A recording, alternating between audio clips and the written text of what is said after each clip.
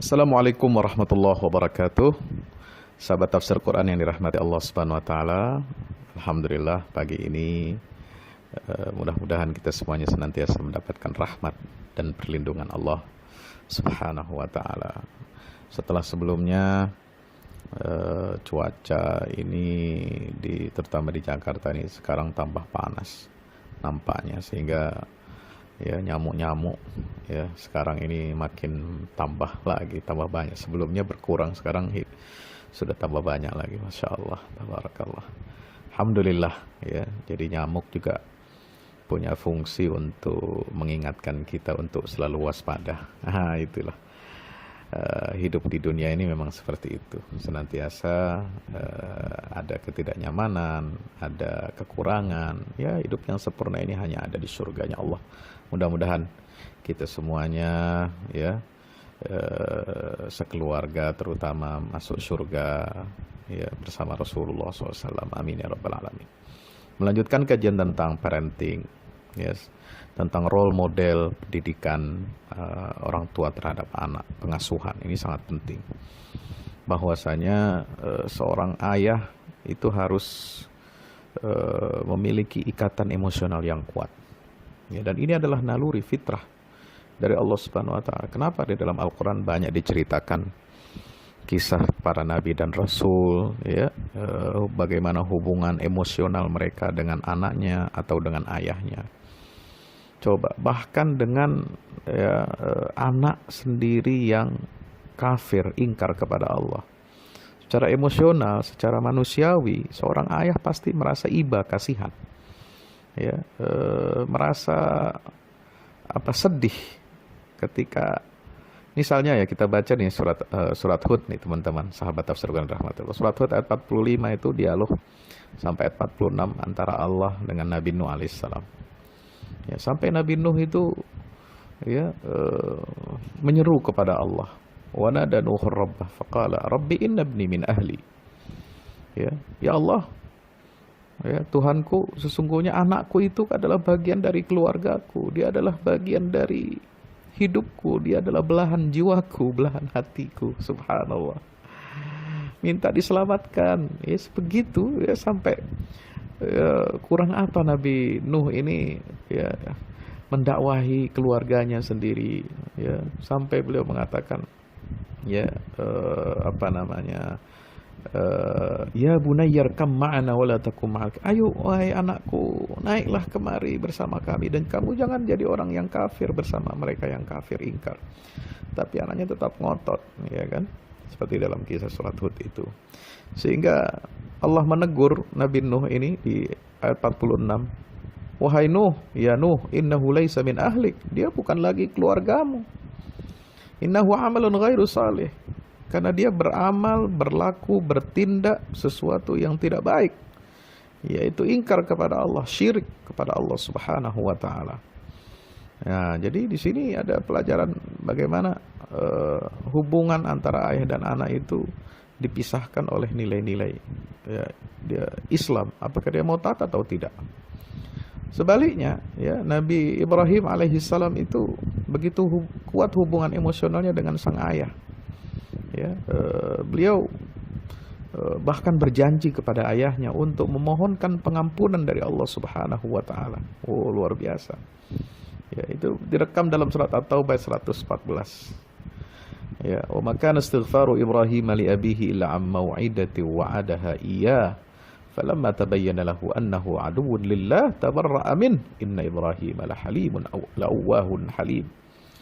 Ya, sebelumnya Rasulullah dan orang-orang beriman itu ditegur oleh Allah Ta'ala ayat 113 surat Taubah itu. Jangan sampai mereka ini memberikan atau mendoakan, mengharapkan pengampunan dosa bagi orang-orang musyrik, walaupun mereka itu kerabat kalian, kerabat kita sendiri. Ya, nah, kecuali apa yang pernah diucapkan oleh Nabi Ibrahim alaihissalam, ya, itu Nabi Ibrahim memohonkan ampunan untuk ayahnya, itu sendiri ditegur oleh Allah. Setelah jelas bahwasanya ayahnya sendiri itu adalah musuh bagi Allah, maka dia kemudian tabarra'a min. Ya, Nabi Ibrahim itu berlepas diri. Ya, dari orang tuanya sendiri. Subhanallah.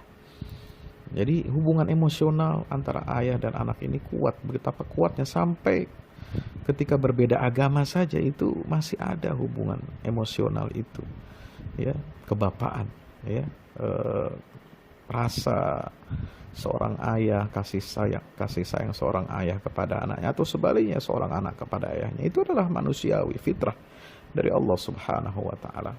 Maka menarik, sahabat tafsir Quran dirahmati Allah, di dalam Al-Quran ini diberikan contoh-contoh parenting, ya, yang diantaranya adalah Nabi Ibrahim alaihissalam. Beliau ungkapkan dalam surat Ibrahim ayat 37 sebagaimana direkam dalam Al-Quran, Rabbana inni askantu min dzurriyyati biwadin ghairi dzi zar'in 'inda baitikal muharram Rabbana liyuqimus shalah faj'al afidatan minan nas tahwi ilaihim warzuqhum minats thamarati la'allahum yashkurun. Ya Tuhan kami, sungguh aku telah menempatkan sebagian keturunanku di lembah yang tidak mempunyai tanam-tanaman di dekat rumah Engkau, Baitullah yang diagungkan. Ya Tuhan kami, yang demikian itu aku lakukan agar mereka mendirikan salat. Subhanallah. Jadi perhatian Nabi Ibrahim mendidik anaknya, keluarganya, itu adalah agar mereka ini mendirikan salat dan memilih tempat hunian itu dekat dengan inda baitikal muharram, dekat dengan rumah Allah, dekat dengan Baitullah yang diagungkan. Maka satu dari sekian banyak keteladanan Nabi Ibrahim dan keluarga adalah memiliki kesalehan keluarga yang luar biasa. Kesalehan dari segi apa? Yang pertama adalah kekokohan nilai dan akidah yang lurus. Maka keluarga muslim, sahabat tafsir Quran, adalah keluarga yang memiliki nilai-nilai Islami yang menjadi landasan berkeluarga dan arah kehidupannya. Keluarga yang saleh disebut saleh manakala mereka berpegang teguh pada nilai Islam dalam menjalani kehidupan, meskipun berhadapan dengan kendala-kendala, ya, ataupun lingkungan sosiokultur yang tidak Islami. Nah, tetapi keluarga muslim ini memiliki kemandirian nilai, tidak terpengaruh, tidak terjebak, ya, meskipun lingkungannya kurang baik, gitu. Maka kita lihat bagaimana Nabi Ibrahim itu tidak terpengaruh kepada ayahnya, bahkan dia mendakwahi ayahnya sendiri. Qala Ibrahimu li abihi Azar, ya, atattakhidhu asnaman alihah inni araka wa qaumaka fi dhalalin mubin, ya. Kedekatan anak kepada ayah tidak menghalangi dia untuk berdakwah, untuk beramar ma'ruf nahi mungkar. Pantaskah kamu menjadikan berhala-berhala sebagai Tuhan? Sungguh aku melihat kamu dan kaummu dalam kesesatan yang nyata. Surat Al-An'am ayat 74.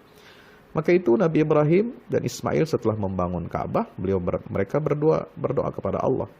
Ya Tuhan kami, utuslah untuk mereka, Rabbana wab'ats fihim rasulan min anfusihim yatlu 'alaihim ayatik wa yu'allimuhumul kitaba wal hikmata wa yuzakkihim innaka antal azizul hakim. Nah, inilah metode pendidikan tarbiyah orang tua kepada anaknya, sebagaimana pendidikan seorang nabi dan rasul kepada umatnya, yang disimpulkan dalam surah Al-Baqarah ayat 129, yaitu apa? 3T. Pertama, tilawah, menggemakan bacaan ayat-ayat Allah yang tertulis di Quran dan yang terhampar di alam raya. Yang kedua adalah ta'lim, mengajarkan nilai-nilai Quran dan sunnah serta wisdom, ya, dari ilmu pengetahuan dan juga teknologi. Yang ketiga adalah tazkiyah, membentuk karakter diri dengan internalisasi pengamalan keteladanan akhlakul karimah dalam tingkah laku sehari-harinya. Inilah insya Allah yang akan mengantarkan kita menjadi keluarga orang-orang yang akan tersambungkan jalinan tali kasihnya hingga ke akhirat kelak, berkumpul di dalam jannahnya. Sebagaimana firman Allah surat At-Tur ayat 21, walladzina amanu wattaba'athum dzurriyyatuhum biiman alhaqna bihim dzurriyyatahum wa ma alatnahum min amalihim min syai'.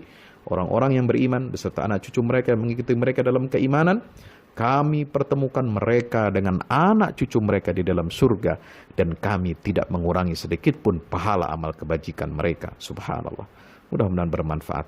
Wassalamualaikum warahmatullahi wabarakatuh.